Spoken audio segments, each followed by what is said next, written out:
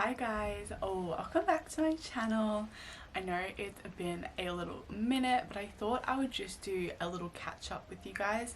I would say it's a reading vlog, but it's not really a reading vlog because I've already finished the book that I was gonna do the reading vlog on, but I was just too into it to actually like stop and put the camera down, well, to put the book down and pick up the camera.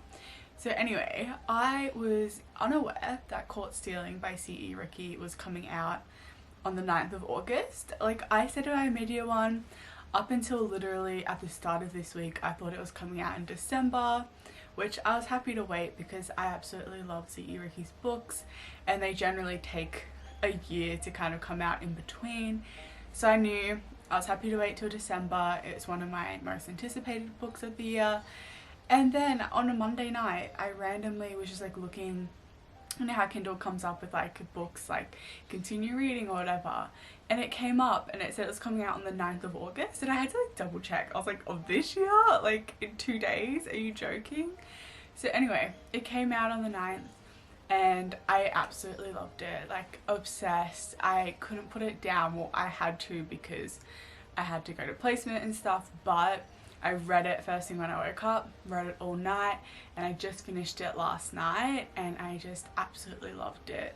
It was so good, so good, just doesn't even cover how much I enjoy C.E. Ricci's writing, and especially in this series. Like, you guys know how much I love Diced Out. I don't think I really need to tell you how much I loved it. It made my favourites books of the year. It was just a standout book for me and one that I really thoroughly enjoyed and was really looking forward to continuing the series. And this book, Caught Stealing, is the second book in that series, and the third book actually now has its kind of like release date of next year. I think it's like April or March, so again, that's fine. I understand, like, that's pretty quick, I think, from here for C.E. Ricci. So yeah, this is the second book in her Late in You series, and these are all college-based, sports-based books. But the first book was between Oakley and Quinton, and I don't even know, or like I do know what it is about the book, but I just absolutely loved that book. It's just one of my favorite books and still is, especially out of like college and hockey based books. It's for sure like top tier for me and just my favorite book. And so this second book, this is Caught Stealing, and this is following our two main characters, Holden and Phoenix. And so we did meet Holden in the first book. I don't think we met Phoenix, but both of these guys play different sports. So Holden, he plays football, and then Phoenix, he plays baseball. So in the first book we met Oakley, and Holden and Oakley are like best friends and they live in the same house, and it is a house of like different kind of sports players at the university.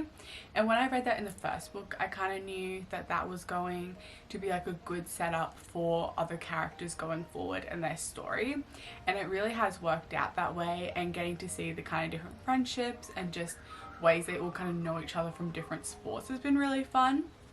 So we have Holden, who he is kind of like the fuckboy playboy of campus. Like, he just isn't a relationship guy, not for him, and he's quite happy being that way. And then one night, on kind of the anniversary of his parents' death, he ends up just kind of getting like blackout drunk, and him and Felix sleep together, but he doesn't remember and then kind of just forgets it happens. And so Phoenix, who's our other main character, who is like the opposite, is not really like a big like one night stand kind of person. He's just kind of focusing on baseball and studies and stuff like that. He had a pretty bad like breakup situation with someone earlier, so he kind of goes to this one night stand with Holden and then thinks he is just being an asshole and like not recognizing and pretending he doesn't exist, which isn't the case. Holden just genuinely doesn't remember. And so this timeline is over a year, which is something I love so much. I love that it's not just like short and quick. Like, we see different stages of their relationship play out, and I absolutely love that. You guys know I don't love super like quick get-togethers, unless it's only James. She's the exception to that. And like, I guess more like darker stories, that tends to be the way it happens, which I don't mind. But in like more realistic settings of like college and stuff like that, I do prefer seeing a length of time than just like 3 days. So we get to see them over the year, like their initial kind of like cook up, and then months later where Holden is trying to hit on Kaysen. I think it's Kaysen, I think that's the correct way to pronounce it, but Kaysen, who is best friends with Phoenix, and Phoenix kind of goes all like, no, don't hook up with him, he's just a player, like he's just gonna hurt you, and Kaysen kind of gets like, you know, I think as people do when they get told that, a bit defensive and still wants to give it a go with Holden. And from there, Holden and Phoenix kind of do these like pranks and play like these little games with each other until they kind of realize their attraction to each other. So at the beginning of this book, like, Ricci does put a little kind of disclaimer saying like some of the things people might not necessarily like or agree with, and to like not read it if it's not something you would like. It's not a love triangle, like I wouldn't say it's a love triangle. I personally don't think Phoenix and Holden and kind of the way they went about it, I mean it's not great, but I don't think it was as bad as I do believe some people could make it. Like I could see it going further and being more of like that dark, like more fucked up version, but I think Ricci didn't take it there, and I appreciated that. It wasn't something I felt icky about, like it was just good. In these two, Phoenix and Holden, have such a draw and a connection to each other, and Kaysen unfortunately was just kind of like in the middle, but like Holden and Kaysen weren't dating, they hadn't done anything, like it wasn't serious or anything, and so then they kind of realize their attraction, and from there we see their relationship kind of develop and go and grow into what it is. But then obviously the tension point of Kaysen finding out, which is interesting, and I enjoy that aspect because it sets us up for the next book, which is Kaysen's story. So I like the way we kind of got to see the ending, and I guess that growth for both Phoenix and Kaysen, and realizing that their friendship has kind of become quite codependent and slightly toxic, and that they need that space to grow and make decisions and choices for themselves rather than just for each other. Because I think for a long time there, Phoenix was really just putting Kaysen's needs above his, which like you can support and love your friends, but their needs and their happiness shouldn't go above yours, and I really liked that messaging in this book. So yeah, Kaysen's story is next, which I liked getting to see him in this book and then seeing what kind of person he'll end up with next book. So yeah, that is basically the premise of what's going on here. Now let me tell you why I loved it. It was so fantastic, and I think these things that I love so much about it are mainly due to C.E. Ricci's writing style. I love her description of emotion that someone feels for another person and how that person makes them feel and experience life, and just she does such a beautiful and emotive way of describing things and doing it in detail, not just doing it kind of like shallowly, and I am obsessed with that. Like that makes me so happy. And she always can take something, you know, like when you think of like college or a sports romance, sometimes they can be quite surface and shallow and not have a lot of like that depth or that connection and growth as a character in it, whereas C.E. Ricci just is able to do it in all her books. And I think that's what keeps you so drawn in, is that you're invested in these characters, how they're feeling, how this is going to impact them, and that's what keeps you so intrigued. And that's something I love so much about her work and her writing, and it's something that can take just like a college book to something more, and to something that is a favorite. And it's just that emotive writing, and her descriptions are just so beautiful, and like her books are funny, but then like there's also just such great banter, and yeah, there's obviously like smart and steamier scenes, but again, like I'm someone who doesn't really love a lot of smart and I tend to skip over it, but like hers keep me invested because she can intertwine that banter and that connection and then like kind of deeper layers into it. And it's just perfect, I think, for me and for the kind of writing and story I like. She's top tier for me. I love it. And then also the communication style. I said it in the first book, I absolutely love the communication that she gives these characters, and that they actually talk. Like, it's not one of those like miscommunication tropes, which is not really a personal favorite. It's definitely them being like, okay, what are you feeling right now? What do you need in order for me to help you with this? I can give you the space you need, or I can be there for you to support you. Like, there's discussions around it at all points throughout the book, and I love that. Like, it feeds my literal soul to not have miscommunication and to have them actually respect each other enough to talk about it and to talk things through and respect when someone needs space and when they're ready to make a decision for themselves. And it's just something that is consistent throughout her books, and I love it.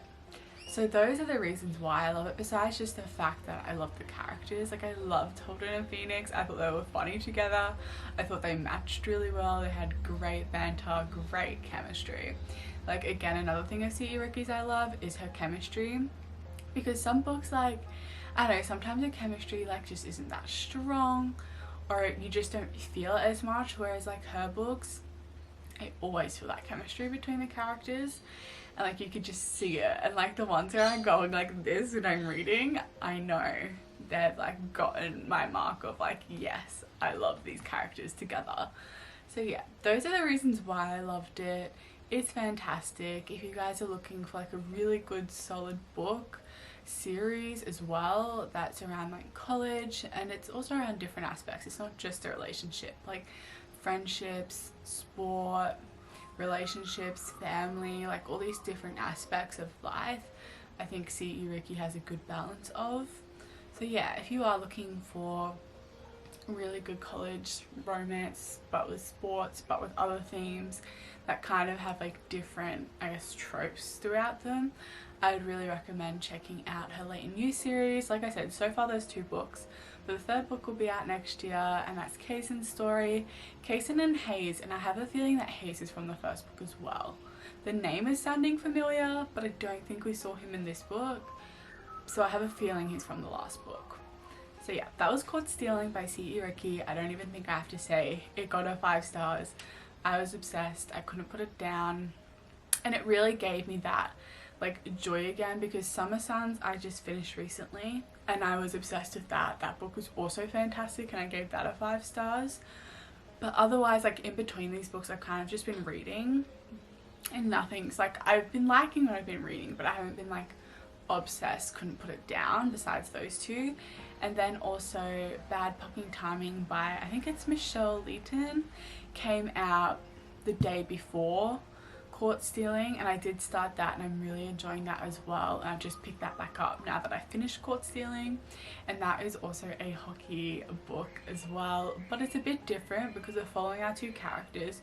We're following Nico and Xander, and Nico has just been drafted to the NHL. Almost forgot what it was called there for a second, and he is in his like rookie year. And then Xander is actually the coach's son, and these 2 meet and hook up without knowing who each other is, and then Nico kind of gets the call that he's been accepted, and that's where him and Xander see each other and realize who each other is again. And so far I'm really enjoying this book as well. Again, good like upfront communication in this book between these 2 characters, which I'm realizing is something I really enjoy, like that I maybe haven't noticed is something that draws me in so much, but recently I feel like I've noticed that the clearer the communication between characters, the better I like it. So yeah, I'm currently reading that. That's what I'll continue reading. And then next week,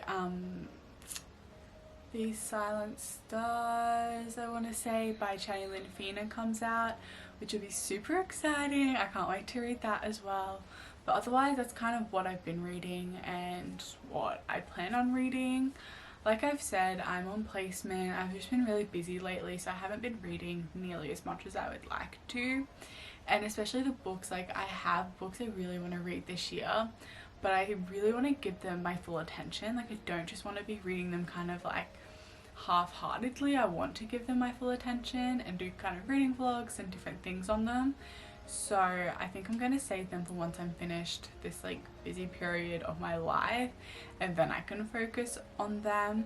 So for the meantime, I'm just going to kind of read books that come out more within the month, and then like things from my library as well is the plan for at the moment. But that's book news. TV news.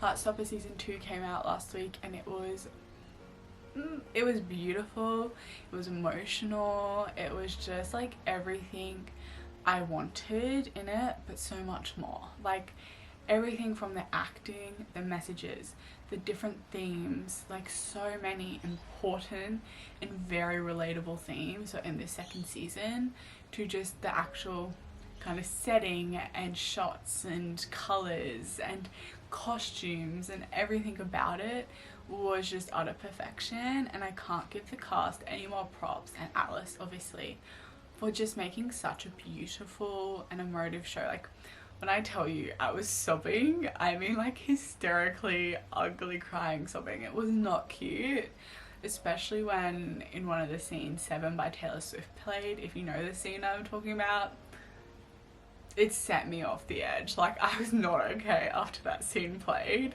I was not okay kind of throughout the whole thing, but that really did it for me. So yeah, it was just, I mean, it's literally just perfect. It's so beautiful, it's so emotional, it's just so realistic, and it just does such a great job at kind of that balance of portraying harder things in life and challenges people go through, but still having that side of like really just happy, beautiful, queer love and joy. And I love that balance, because yeah, it can make you bawl your eyes out, but it also makes you laugh and just like feel so giddy for the characters. And so that came out, watch that in like 2 sittings. And then today actually Red, White and Royal Blue comes out. I think it might come out more like tomorrow for us, but today in America.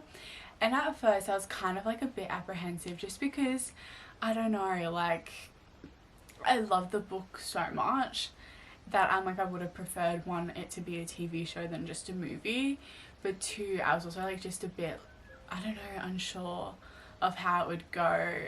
But the more clips that I've seen come out, the more I'm really looking forward to watching it, and then I think I'm actually going to enjoy it.